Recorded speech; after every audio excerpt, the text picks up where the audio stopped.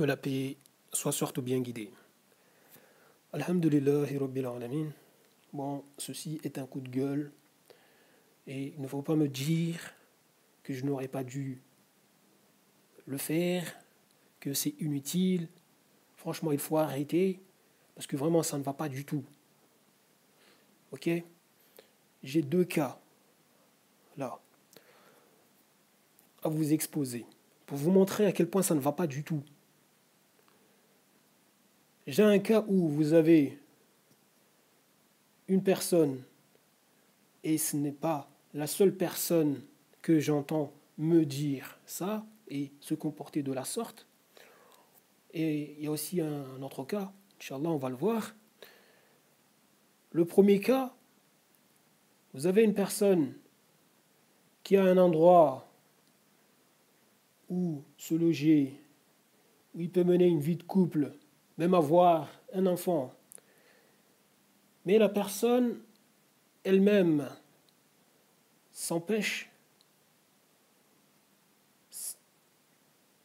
s'interdit pour l'instant le mariage parce que cet homme estime qu'il n'a pas assez de moyens financiers pour pouvoir gérer une vie de couple,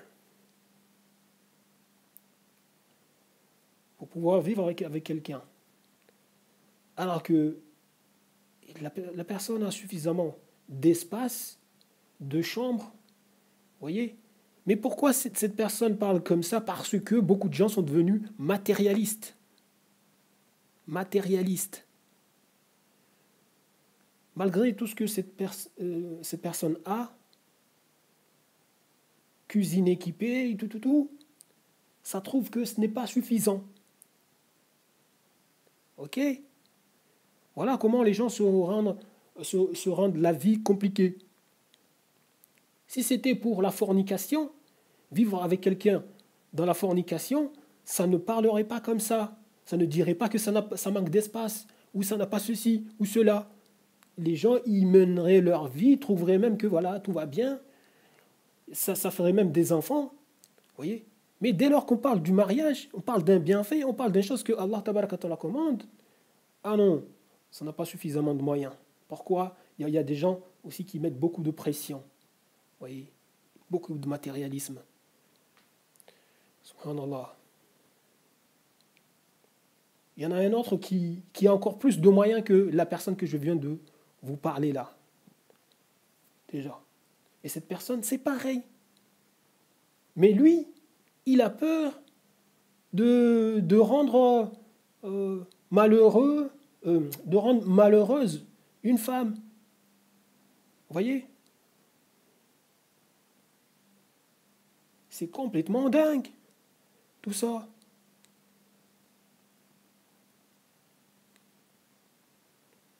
Alors c'est un gars sympa, bien sûr. Bon, en public, je ne sais pas comment il est en privé. Vous voyez? Il a plus de moyens que... Franchement, c'est dingue. Et les années passent. Les gens ne se marient pas. Subhanallah. L'autre cas, c'est que vous avez une personne qui est partie voir des gens qui cherchent à soi-disant marier les gens, vous voyez, dans la communauté, donc organise des rencontres entre les croyants et les croyantes, vous voyez, etc. Donc la personne est partie voir ces personnes. Qu'est-ce qu'on lui a dit? On lui a dit, tu n'as pas un CDI. Tu n'as pas un CDD. Vous voyez, voilà, il faut avoir un CDI ou un CDD. Et on lui a dit qu'il a un RSA. Ça, on n'en veut pas. Subhanallah. La hawla wa la quwwata illa billahi al-aliyyil azim. Alors que la personne a son appartement, etc., et qu'il ait un RSA ou pas, s'il a sa dot, où est le problème? Allah tabaraka wa ta'ala, quand il a dit aux les croyants, mariez les célibataires d'entre vous, s'ils sont besogneux, s'ils sont pauvres, il les enrichira.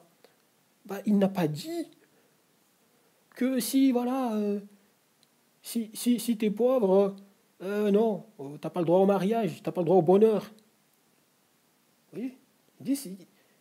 Il invite les croyants à avoir confiance en lui. Allah tabaraka wa ta'ala. Allah tabaraka wa ta'ala s'est porté garant. Mais les gens ont confiance au quoi? Au contrat de travail, au bulletin de salaire. Voilà. Et si demain la personne perd son boulot, la femme doit demander le divorce. Donc, subhanallah, il faut arrêter d'infantiliser les femmes. Ok? Tout ça, soi-disant, ça veut protéger les femmes. C'est ça, ça envoie les gens à la mairie matin, midi, soir. Tout ça, ça fait adopter les gens en plein de kouf, plein de shirk. Mais les gens, arrêtez vos conneries. Subhanallah. Votre confiance, vous l'avez mis dans les euros. Les euros, les dollars, les contrats de travail, tous ces contrats sous législation Tawhut, que ça soit que tu sois patron ou salarié, voilà, tu es soumis au code du travail, au code civil, à toutes ces choses. Tu payes des impôts, au Tawhut, matin, midi, soir, et à cela, on t'oblige. Vous avez des gens qui se réclament musulmans qui t'obligent à avoir un contrat de travail, sinon, avoir un CDI, sinon, non, c'est pas possible. Pas de rencontre, ton dossier est rejeté. En plus, humilier, par exemple, la personne devant les gens, lui dire, toi, tu touches un RSA. Non, c'est pas. C'est quoi ça? Vous voyez? C'est honteux. Ouais, les gens passent leur temps à se rabaisser dans, dans la communauté. Aujourd'hui, voilà, des gens qui se réclament de l'islam.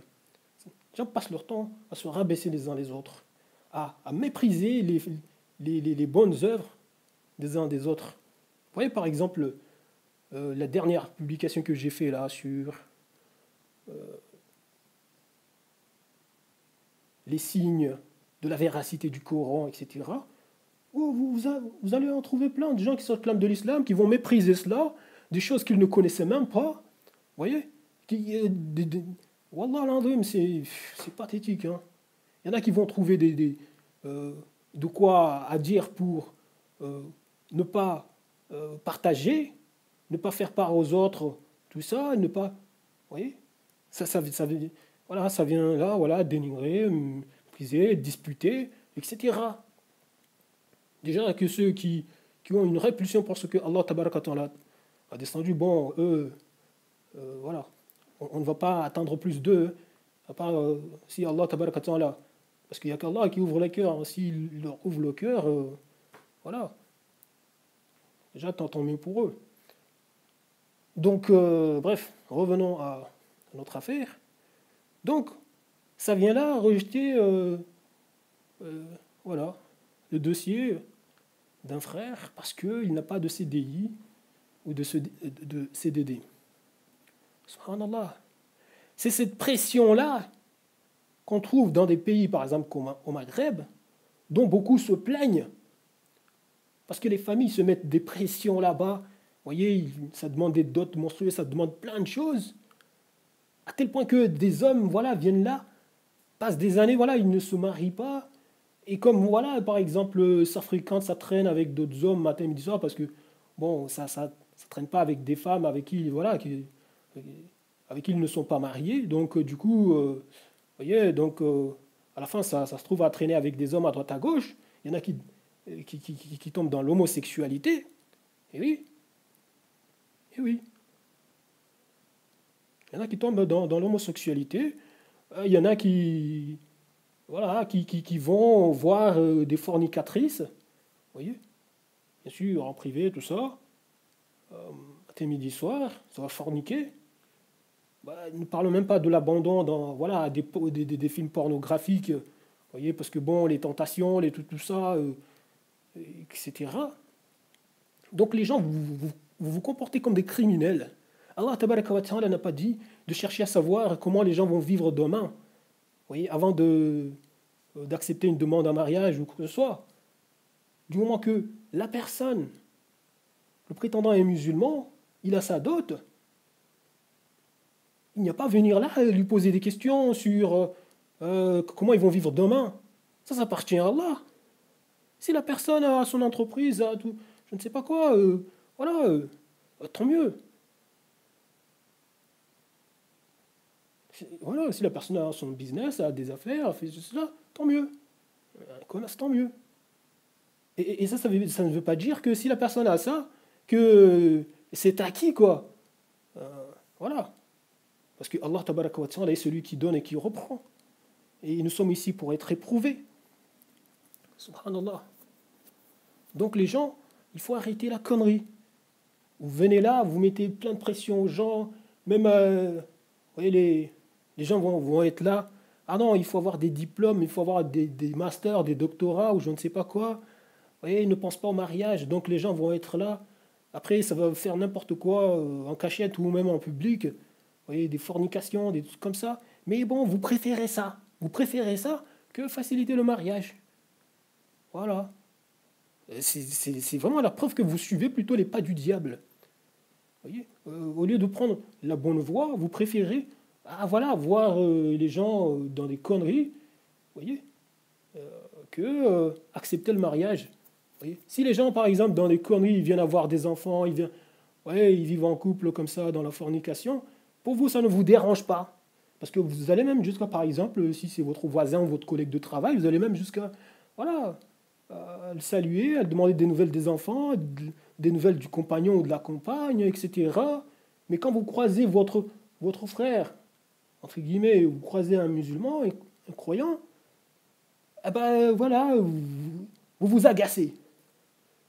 Quand il vient vous demander si vous connaissez quelqu'un parce qu'il veut se marier, tout ça, voilà, vous vous agacez, vous ne voulez pas le voir, par exemple. Vous faites tout pour rendre ce que Allah tabaraka wa ta'ala a commandé, voilà, le rendre compliqué, rendre difficile. Oui. Voilà. Préférez nourrir les bordels, tout ça, voyez, avec vos... subhanallah. C'est vous, hein. La hawla wa la quwwata illa billahi al-aliyyil azim. Bref. C'est pathétique, hein. Wallah l'azim. Non, moi personnellement, wallah l'azim, si je n'avais pas juste une preuve montrant que l'islam c'est la vérité, franchement, je ne crois pas. Allah, il sait mieux. Parce que bon, on peut, par exemple, être dans le djinn, être convaincu par l'islam juste par l'intuition. J'avais déjà fait une intervention là-dessus, une vidéo là-dessus. Vous voyez, se dire, voilà, sans avoir la démonstration, par exemple, que le Coran est la vérité. Ou même quand vous lisez le Coran, vous avez peut-être des doutes, etc., à cause de l'ignorance que vous avez du livre.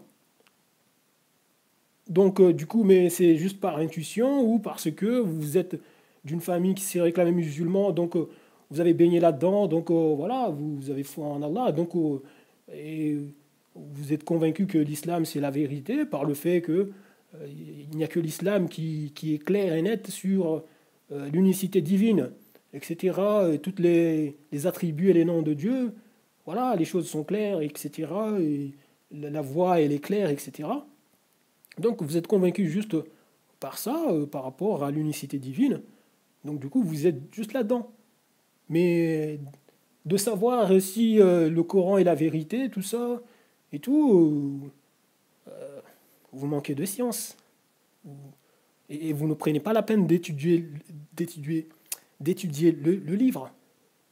Parce que peut-être vous avez tellement de doutes, ou bien vous avez peur de vous tromper, en fait, de jugement où quand vous lisez quelque chose, ça vous met des doutes dans la tête par rapport, en fait, par rapport aux connaissances que vous pensez avoir, en fait, vous pensez être juste, ou ce qu'on vous a appris à l'école, donc vous avez l'impression que ça contredit le Coran, alors que bon, voilà, c'est juste par ignorance ou par mauvaise, on va dire, interprétation des choses. Voilà. De toute façon, je vous ai suffisamment donné de preuves, vous montrant que beaucoup de choses ont été mal comprises. Ok. Donc vous pouvez venir là, fuir cette étude, parce que vous avez peur d'affronter cela. Vous voyez, donc vous allez vous enfermer juste dans, je sais pas moi, comment dire ça. Vous allez vous mentir, quoi, quelque part. Vous voyez. Mais vous aurez quand même quelque chose qui va vous faire accrocher à l'islam, voilà, par rapport, en fait, parce que vous avez foi en Dieu, c'est tout. Vous voyez. Donc, bref, pourquoi j'ai parlé de ça, moi? Euh, je sais plus même, je sais même pas ce qui m'avait amené à. Bref, quoi qu'il en soit, il faut bien réfléchir. Il faut arrêter de se montrer criminel. Vous voyez, parce que les gens, vous détruisez la communauté musulmane avec vos délires. Moi, quand je vois, par exemple, vos enfants là dehors, les adolescents et les adolescentes, non, mais franchement, je me dis, Alhamdulillah, que je n'ai pas eu d'enfant ici, en fait, jusqu'à maintenant. Parce que si j'avais un enfant, je sais pas, après, Allah, peut-être il m'aurait ouvert une autre voie, en fait, j'aurais quitté ce pays depuis longtemps, je n'en sais rien, moi, parce que même si tu essaies de l'éduquer d'une manière islamique et tout ça, mais juste en mettant les pieds dehors, non, franchement, votre enfant, il est touché par beaucoup de choses, hein. Donc, moi, quand je les entends parler dehors, la manière dont ils s'expriment, la vulgarité qu'il y a, et la manière dont certains et certaines s'habillent et franchement imitent d'autres qui ne sont pas, qui ne se réclament pas de l'islam, en même temps que vos enfants veulent se réclamer de l'islam, et tout en imitant les autres qui sont complètement, voilà, qui suivent leur passion. Et franchement, les gens, il faut réfléchir, hein. Donc, mais bon, c'est que le mondain a tellement touché les gens, et des gens, ils ont tellement, soi-disant, ils ont peur de la pauvreté. D'ailleurs, Allah il le dit, le diable vous fait craindre l'indigence, en fait, la pauvreté, et vous, voilà, vous fait adopter en fait des actions honteuses. Et c'est ce qui se passe. Les gens viennent là, et ça la honte que, voilà, s'ils n'ont pas de BMW, s'ils n'ont pas construit de maison au bled ou je ne sais pas quoi, s'ils n'ont pas ceci, ou quand ils n'ont pas de travail parce qu'ils ont pris le travail comme étant leur identité, vous voyez, s'ils n'ont pas de travail, ils n'existent pas. Subhanallah. Allah, subhanahu wa ta'ala, il a dit, il a créé les djinns et les hommes que pour qu'ils l'adorent. C'est déjà la première chose que tu as à faire. Vous voyez? Ce n'est pas de venir adorer le dollar, les euros, etc. Et que si tu n'as pas de travail, tu dois te considérer comme un mort, quoi, une personne qui ne vit plus, qui n'a plus d'identité. C'est même un péché. C'est même un péché de se considérer comme ça. Au moins, il y a une personne qui m'a dit ça. Wallah l'en une personne qui m'a dit ça. Une personne du bled, voilà, l'Afrique du Nord, qui m'a dit ça. Il m'a dit, le travail, c'est l'identité. Si tu n'as pas de travail, tu n'as pas d'identité. Je dis, mais il faut arrêter avec cette connerie. C'est ici en France que les gens n'arrêtent pas de dire cette connerie matin, midi, soir. C'est pour cela qu'il y en a, ils se tuent, ils se suicident. Vous voyez, quand ils ont perdu leur travail, voilà, ils se suicident, ils tuent même toute la famille. Parce qu'ils ont l'impression d'avoir tout perdu, ils n'existent plus, mais les gens, arrêtez vos conneries. Subhanallah, l'an. Mais c'est quoi cette mentalité? Le travail, l'aliénation, c'est votre identité, c'est ça? Mais il faut arrêter. C'est complètement dingue.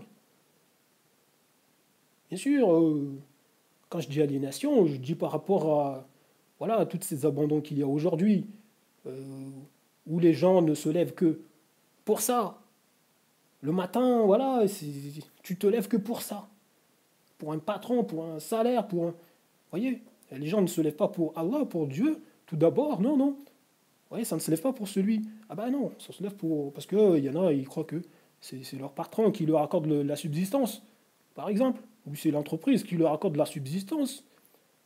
Donc du coup, ben oui, ils se lèvent pour ça. Bon, voilà. Alors que celui qui accorde la subsistance à tout le monde, c'est Allah, tabarakatah, là, c'est Dieu. On se lève d'abord pour lui. Après, on va chercher la subsistance. On va au travail, on va. C'est là, on va faire. Ou bien, voilà. Si tu. Voilà, tu t'occupes comme tu peux. Voilà, c'est tout. Voilà, tu occupes tes journées comme tu peux. Bref, donc les gens, il faut arrêter. Il faut arrêter de venir là, des conneries. Bon, je vais m'arrêter là. Donc je vous dis juste arrêtez vos bêtises. Vous voyez, une personne qui n'est pas apte au mariage, c'est une personne qui a des problèmes cognitive, une personne qui est, voilà, qui est folle alliée, bon, en fait, qui a, voilà, voilà. Vous avez compris ce que je voulais dire, voilà, c'est une personne qui a des troubles, en fait, qui est malade, malade mentale, ou bien, voilà, une personne qui ne peut pas se prendre en charge elle-même, vous voyez, déjà. Parce qu'avant d'aller prendre, s'occuper d'une personne, déjà, euh, voilà, il faut déjà être capable de se prendre soi-même déjà en charge, de pouvoir se laver, de pouvoir faire plein de choses, de pouvoir se nourrir, etc. En fait, qu'on n'ait pas besoin que quelqu'un nous tienne la cuillère ou quelqu'un nous fasse tout. Vous voyez. Parce que sinon, là, vous n'allez pas chercher un compagnon ou une compagne. Là, vous allez chercher quelqu'un voilà, pour être votre esclave, quoi, entre guillemets. Voilà, c'est tout. Subhanallah. Donc, les gens, il faut arrêter. Bon, après, bon, les personnes qui sont éprouvées par des problèmes, voilà, des problèmes ou des difficultés qui font que, voilà, je parle des difficultés, je dis physiques, un moteur, en fait, par exemple, qui ont des lourds handicaps et tout ça, des maladies très graves et tout, etc. En fait, qui les empêchent, en fait, de pouvoir vivre décemment, en fait, correctement, bon, de manière, je sais pas, bon, je trouve pas les mots. En fait, voilà, bon, une personne qui a des difficultés à pouvoir, je sais pas, se mouvoir et tout, etc. Bon, voilà, il faut prendre juste ça comme étant une épreuve. Voilà, c'est l'épreuve que Dieu vous a prescrit, etc. Et Allah n'impose pas à une âme une charge supérieure à sa capacité. Vous comprenez? Et puis bon, si vous endurez tout ça, vous rendez grâce à Dieu, etc. Parce que lui, il est plus sachant. Voilà, la récompense ne sera que meilleure pour vous, etc. Donc il faut savoir être endurant. Je sais que c'est plus facile à dire qu'à faire, mais bon, voilà, Allah n'impose pas une âme une charge supérieure à ses capacités. Il ne faut pas envier les gens, vous voyez, parce que on ne sait jamais, peut-être si vous aviez la même chose, vous seriez fait du tort énormément. Donc voilà. Bon, c'est aussi un rappel hein, pour moi aussi, pour tout, voilà, que j'espère ça profitera à tout le monde. Vous voyez, donc il n'y a pas à venir là envier euh, des choses. Bien sûr, l'envie, là où elle est tolérée, mais c'est pas de l'envie négative. Hein. C'est pas d'être vraiment en fait d'être aigri hein, à l'égard d'une personne. Mais par exemple, vouloir avoir voilà, par exemple, connaître le Coran par cœur, par exemple, réciter le Coran comme telle ou telle personne, ou avoir je ne sais quelle fortune pour pouvoir la dépenser comme telle personne pieuse, par exemple, qui... oui, bon, des choses comme ça, vous comprenez? Et en fait, sans être aigri, en fait, pour la personne dont vous... Mais plutôt, voilà, vous aimez pour lui ce que vous aimerez, voilà, pour vous-même déjà. En fait, c'est comme ça marche. Le croyant aime pour son frère voilà, ce qu'il aime pour lui-même. Voilà. Bon, je vais m'arrêter là. J'espère que vous avez compris. Je vous dis salam.